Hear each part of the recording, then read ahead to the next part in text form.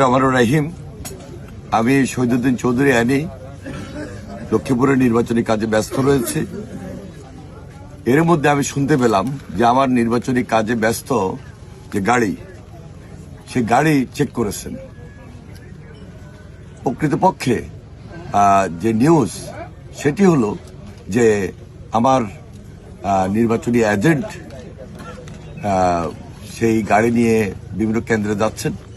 সেখানে আমার যে ব্যয়, তার মধ্যে 15 লক্ষ টাকা কেন্দ্র ওয়াইজ দেওয়ার জন্য যে আমার নিয়োজিত দায়িত্বে ছিলেন